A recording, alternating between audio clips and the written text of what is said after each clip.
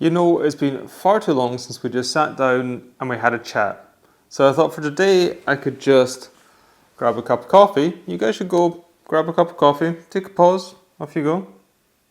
You back? Good. Let's have a cup of coffee, let's answer some questions.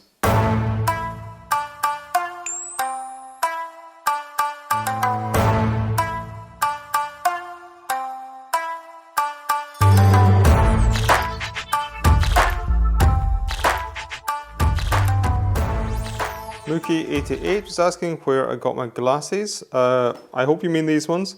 These are from Ace and Tate. They are called the Zach, I believe.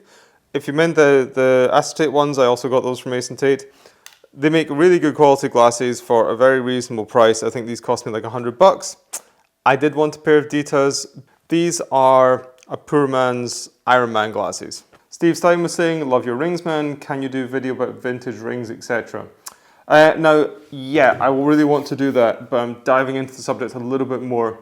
A guy from Mexico City, Kaz, he reached out to me and he's got pretty big collection of these sort of Mexican biker rings.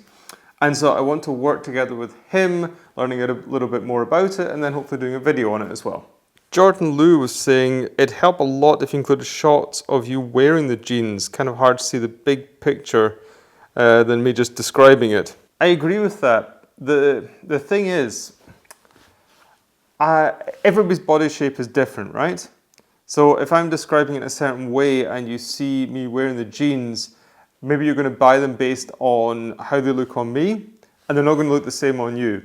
It's a difficult one actually, and I really don't mind posting pictures of myself or filming myself when I'm doing like outfit videos, but to actually show off fits, I'm a little bit of a bizarre fit anyway, so yeah, I've always shied away from that. That's why I've shied away from that. But yeah, I'll try and think of some sort of solution. I mean, the best way to see the fits is actually going to the website and see them on the fit model that the store is using, because they usually tend to be kind of like an average guy, and you're going to see the way the jeans are meant to fit. Okay, Martin Hill. This is off the Brando video. He didn't wear a white t-shirt, he wore a ringer tee that was grey. I didn't know it was grey, like that's news to me. Ringer tee, for anybody who didn't know, it's like they've got like a coloured band around the collar and around the arm openings. Okay, I should have been a little bit more clear on that at the time. The whole idea behind the outfit breakdown of the Brando look and the Wild one was to bring it up to date. And, or not to bring up, yeah, to bring up to date, to make it more contemporary, to give more contemporary options to it. And I felt that the ringer tee was just a bit too old-fashioned for that particular look, and I felt that a crisp, clean white tee is going to fit into a wardrobe and be more versatile overall than a ringer tee. Mickey Blue is asking, how are you wearing these boots with the jeans? So that's the Red Wing Pecos, the second-hand ones that I included in the... There's a link to that video up in the corner somewhere. Do you wear the jeans over or inside the boots?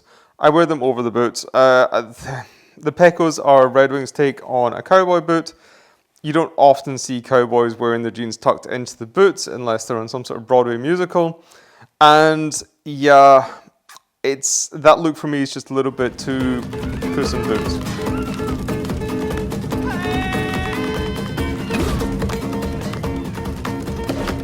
Can you feel me? Christopher Chung wants to know, is that a Felicity Keith piece on the back wall? I think it means that one. No, sadly not, but that would be cool though. I picked that up at a Berlin Flow Mart at some point in the last 10 years because it reminds me quite a lot of the landscapes of the north of Scotland where I spent a lot of my holidays when I was growing up. So it's a little bit of sentimentality there.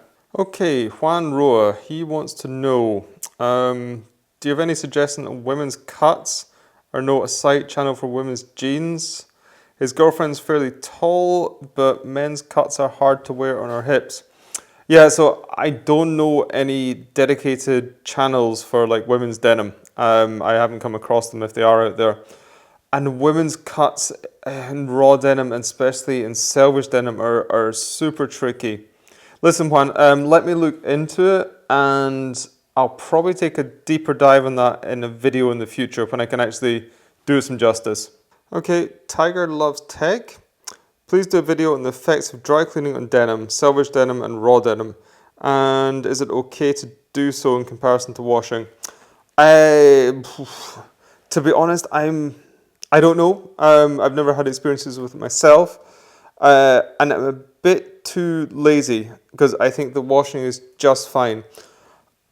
I will say a mate of mine, Rob, he's the guy that's got Eat Dust. He only either does no wash at all, or when that's getting particularly stinky, he goes and takes them to the dry cleaner. And I think it maintains the colour, the sort of the deep indigo colour, so the highest contrast fades possible. But from my point of view, as I said, I'm just a little bit too lazy for that. Okay, Duke Robinson, and this is again off the Brando video I did a couple of weeks ago, or a week ago. When did I do that? Anyway, I believe Brando's boots were Chippewa engineer boots. Yeah, I think you're absolutely right, Duke. Thing is, as far as I know, Chippewa went out of business a couple of years ago, right? And in my experience with Chippewa in sort of the latter days, as far as I could tell, were trying to undercut Red Wing, and that seemed to have quite a detrimental effect on the quality. I had one pair of boots, it was a pair of their service boots, and really it was like, it possibly was this way, that the right one and the left one were made by two entirely different people. The right one was a fantastically well made pair of boots, the left one literally fell apart. So if you can find a pair of the engineers, maybe one of the modern ones, I'm not too sure if I'd be too open or willing to recommend them, simply because of the experience that I had and the experience I've heard other people have. If you can find a pair of vintage ones though, I guess they were really, really good boots back in the day. So from a video from way back last summer on the 1890 501s, Hamilton Juan is asking, no red tag. No, these are, reproductions of the 1890 501 model, the very first model from Levi Strauss & Co. to have the 501 lot number. And back then there was no red tab. The red tab was only introduced in 1936. From an even older video, like really going back to the early days of the vlog, Showcat Can. Hi, I like your denim shirt. Thank you very much, Showcat. I very much appreciate it.